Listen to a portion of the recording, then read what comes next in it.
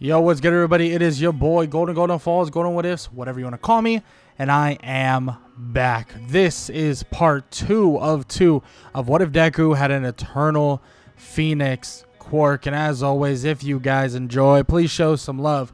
Leave a like, leave a sub, and leave a comment down below. Quickly, before I even get into the whole video, yes, I do plan on doing Shield Hero What Ifs. I'm rewatching Season 3 right now still. Sorry, it's kind of taking me longer than I thought. Writing down notes and stuff like that to make sure I'm all together on it. I got some ideas already ready to go, so I potentially want to get into that pretty soon. I'm trying to figure out how I want to approach Shield Hero in it, as an entirety again. But yeah, I think it'll be fun. I think Season 1 was always so fun. I wasn't the biggest fan of Season 2, but Season 3 seems somewhat alright. It's not amazing, but it's not horrible.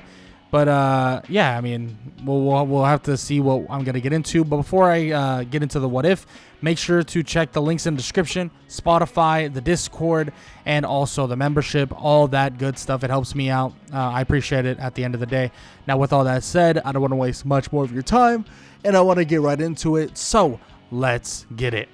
Izuku Midoriya is now done with the UA Sports Festival, and now it's time for him to take on another journey, another chance, and another, well, potential kind of coming out party for Izuku Midoriya in terms of showing off his strength. And he gets quite a few different offers, and these offers vary from top level heroes to lower level heroes to the top of the top that you would, or the cream of the crop you would ever really think of. Now, Izuku would decide, you know what, I want to pick somebody who's genuinely going to help me from day one, and that would be Endeavor. Now, initially he would believe this to be a good choice. That's until he hears word of who Endeavor is, what he is, and also from his own son, Todoroki, or Shoto Todoroki, that Endeavor, he's not going to help him very much. And Shoto got over his a little bit of usage of his fire and decides, you know what, if I'm going to be the best I got to be,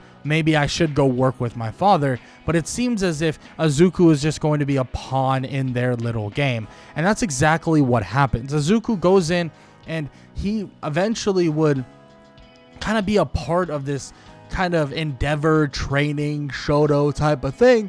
And Izuku would not be happy about it. I mean, not at all. But Izuku would feel that there's this odd connection between him and Shoto. Nothing like odd or anything or weird, but it would be like this connection of firepower itself. It's as if the flames, or the flames of the Phoenix, are kind of connecting to Shoto in a weird way. So the more they train, the more the firepower Shoto is actually gaining, the stronger he's actually getting. And it's definitely something to keep an eye on, and something that, well, Izuku himself doesn't really understand to its fullest extent. Now, with that said, though, Izuku has a couple options here. He trains with Shoto and also Endeavor, and eventually it leads them to Hosu City. But obviously he hasn't been getting anything in terms of like some crazy amount of knowledge and crazy amount of this or that. He hasn't really been getting the level of knowledge and fighting skills and all of this stuff the way he actually really wants to. Because at the end of the day, we obviously know Endeavor has his thoughts on Shoto. So he's not really fully focused or even that focused on Izuku, which is fine for Izuku. Izuku continues to train, continues to prepare, continues to do this or that, and, you know, anything you can think of. And he eventually, obviously, they head to Hosu City, and this is where they come across a fight with the Hero Killer Stain. And the Hero Killer Stain, well, he's pretty impressive. His kind of prowess for swordsmanship and all the above is definitely scary. I mean, it's pretty crazy to see the level that he's at and the level that Stain could get to. But of course, they're not really thinking too hard about that when they're trying to help their own kind of student, or their own person that they get along with, their own friend, and that's, well, his name being of Tenya Ida. And all they're doing the entire time is trying their best to help Tenya stop what's happening. And Izuku actually gets Tenya to not be stuck in this kind of state of paralysis by using his own fire, curing him of that paralysis. And everybody, or Todoroki and even Stain, they're pretty shocked. They're like, whoa, what did he just do? How did he even do that? Like, that's pretty insane. How did he even get that done? In which Izuku doesn't really have time to explain and doesn't even want to explain at all. But he helps Tenya Ida, giving them another person to help fight the hero killer, and eventually they are able to defeat him. But we all know there are repercussions for that. They do get into a little bit of trouble, but luckily not into some serious trouble. Like, it's not anything insane. They're not like super in deep trouble or anything like that. Luckily enough, they're all good to go, and nothing crazy or nothing bad necessarily happened. And they're able to kind of progress where they want to progress, and progress to the eventual kind of stoppage of Stain. But also, they have it so Endeavor takes the credit, so they actually don't end up getting in trouble, which is a really good thing, because ain't nobody want to get in trouble in the long run. So it's good that nobody will actually get in trouble in this time around.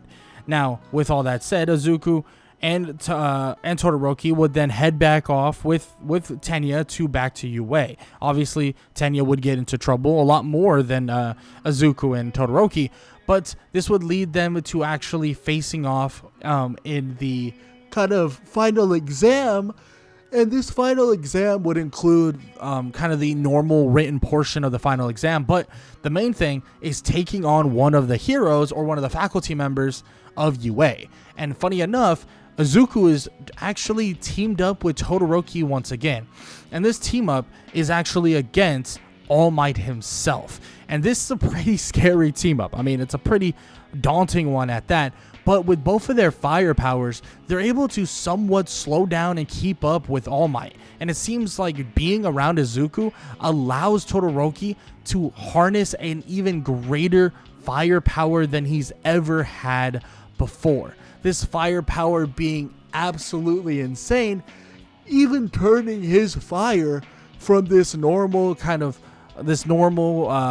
normal like red fire to this blue, combined with this ice-like fire that is absolutely ridiculous, and something that obviously nobody really understands to its fullest extent, but everybody's watching like, whoa, this is crazy, this is ridiculous. I mean, how is this? How are they even keeping up with him? Leading to All Might getting kind of stumped with this fire, slowed down, and unable to move to his fullest capabilities.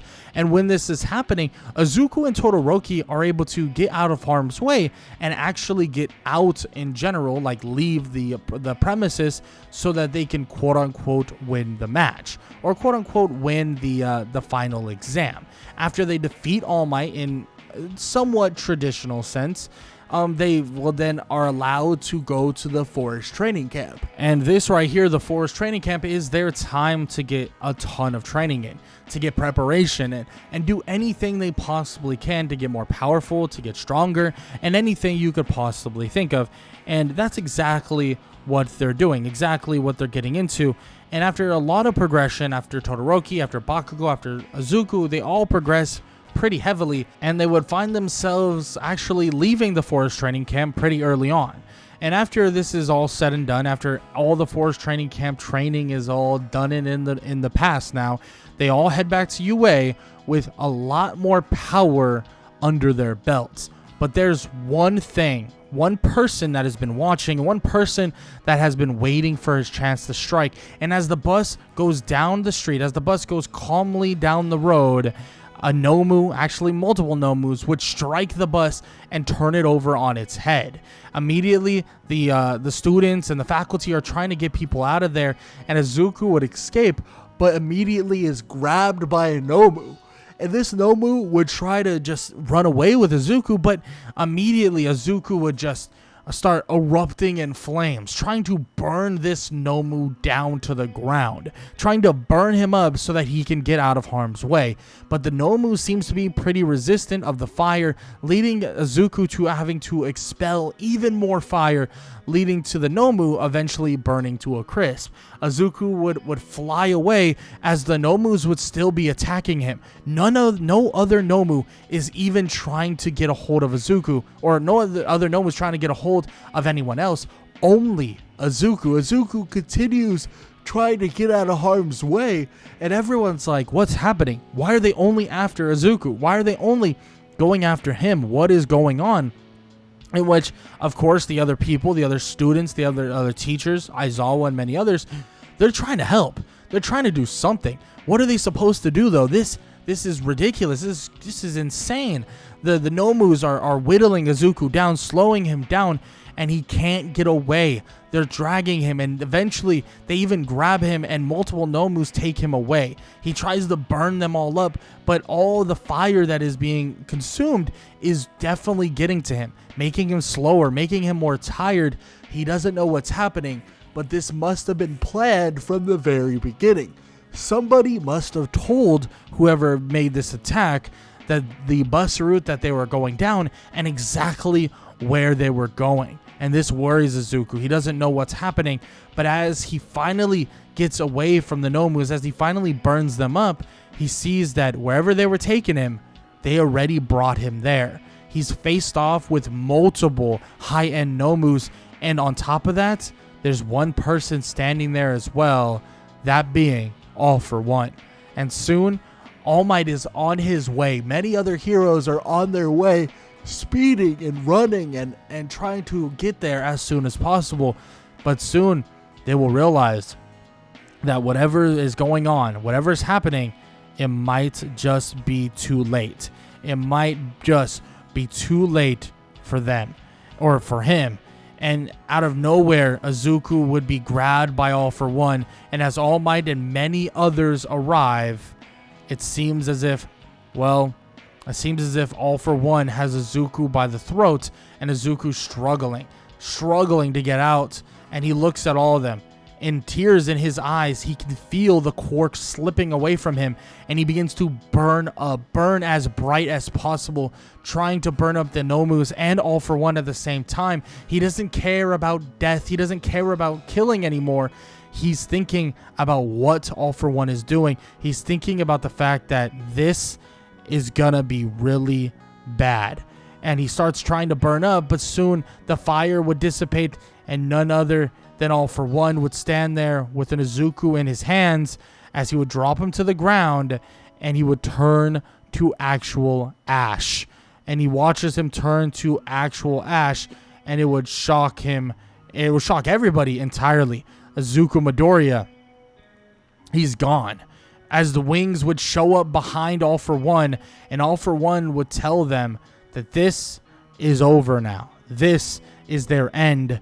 This is true immortality, in which he would raise into the sky, fire blazing around him, and he would put out both of his hands as the fire would surround him, and the fire would surround everyone else, sending a molten blast of just magma and fire and everything you could think of toward the large group of heroes, burning, singeing, and hurting so many of them so much. And All For One stands there, or flies above all of them like a god. He's flying, flapping his wings, and he tells them that this immortality goes further, runs deeper, and they will never understand it, because now he has the ability to rule over everybody for years, tens of years, decades, centuries, anything you can think of.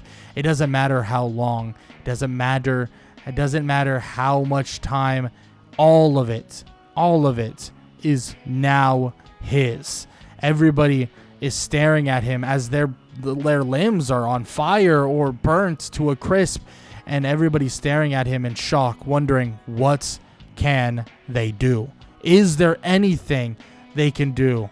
Is there a single thing, a single aspect, a single idea they can get through their heads? They try everything, sending power at All For One, sending electricity, water, anything you can think of to try to cool him off or stop him entirely. And even All Might tries to punch him into the earth, trying to United States smash All For One to nothingness, trying to give it his all. But as all this is happening, as every single person utilizes every little bit of power they possibly could have, sending power his way, sending anything his way, they look, and with one final United States of smash, his body would crumble. But then there was a realization that would go over all of them. A realization that that's what he wanted. What All For One wanted was his own death. And this would shock everybody. No, this is bad. This is really, really bad. Because they realize that All For One wanted to die. All For One wanted this to happen, because as the ashes settle, as the fire would be no more, soon a much younger All For One would rise from those ashes, being reborn, reincarnated, and the eternal phoenix powers within him awaken a power once again. And now they're standing and staring at inevitable doom. Inevitable doom. This is the end for all of them. This is what's going to change everything. This will be the end of all of them. And they don't know what to say. They don't know what to do. And they have no clue what. A single idea could pop in someone's head. Maybe there's a way. Maybe there's a way to counter what's going on. Maybe. Just maybe. But nobody can even mutter an idea, mutter a thought, because all they see is All For One at his peak with powers beyond the eternal. They don't know what to say, what to do. And All For One would consume this entire city in flames. The flames grow and everybody runs, trying to get to safety. All Might and many others try to get many other people to safety, and he flattens an entire city in fire and ash. It's burned to a crisp and destroyed, and it lays there completely in destruction, and everybody is in awe. Everybody don't understand, and even All For One, well, All For One continues to seek out anybody who would stand by his side and anybody who will follow without a second thought. And that's exactly what All For One does. He flies around, breaks Shigaraki and many others out of prison that are loyal to him, and he continues to gather this army, gather a force that frankly he doesn't even need anymore, but he gets and gathers everybody near. And he tells them all that this will be a new age of villains. And now villains will truly be immortal. In which this is shocking, terrifying almost. And let's just say the Japanese heroes, they try to survive little by little. People hide away. People leave the country. People try to stay safe. But it feels as if there's nothing. There's nothing they can truly do. Only one thing that they're thinking. They're gathering up, everybody gathering up to try and make a plan. Shoot, they're even gathering villains alike. Villains like Overhaul, people like that, people that have done horrendous things, but at the end of the day, they don't have much of a choice. They have to do something, and they need to do something. They gather up a plan with support items and many other different things, something to extinguish All For One and make him pass on for good. But they don't know if it will work. They have no idea if it will happen, but it's one last final chance, a chance that they're praying will stop him.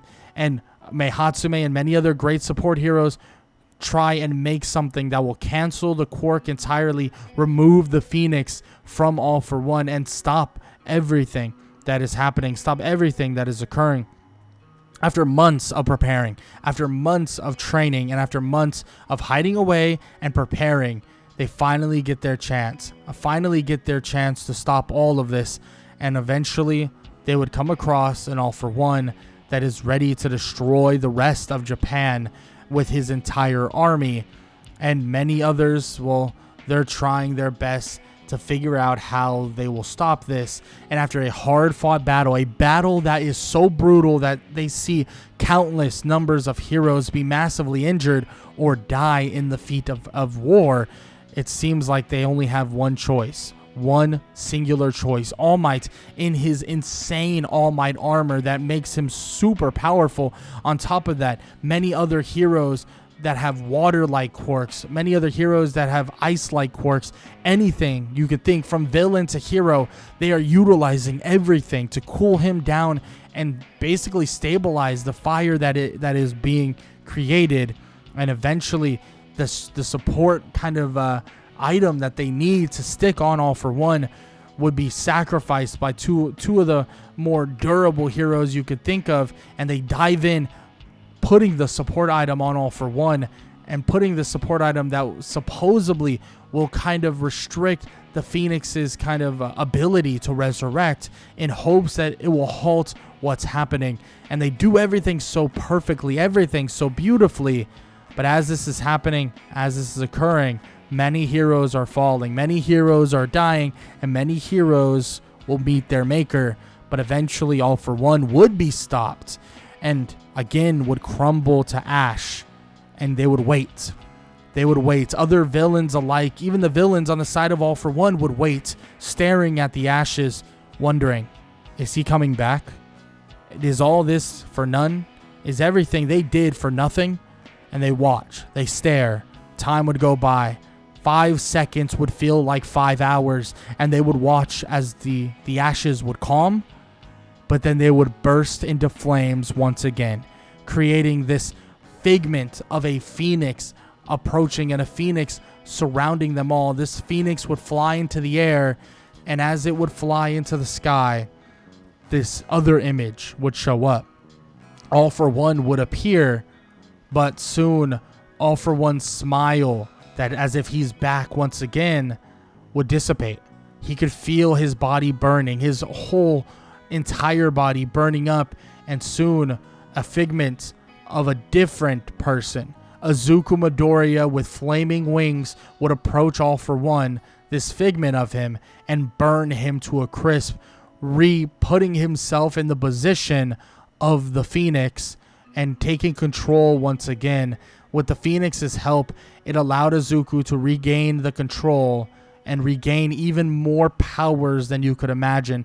Powers that were All For One's, and powers that will never leave him no longer. And Izuku would have even larger wings. The flames would even be brighter than normal, and he would slowly come to the ground. And villains on the side of All For One would look at him and wonder, are you still him? Are you still All For One?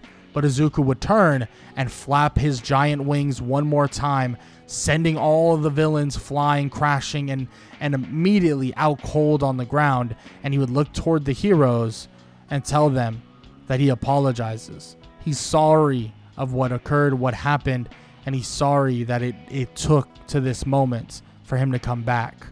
He saw things, probably years and years passed on by.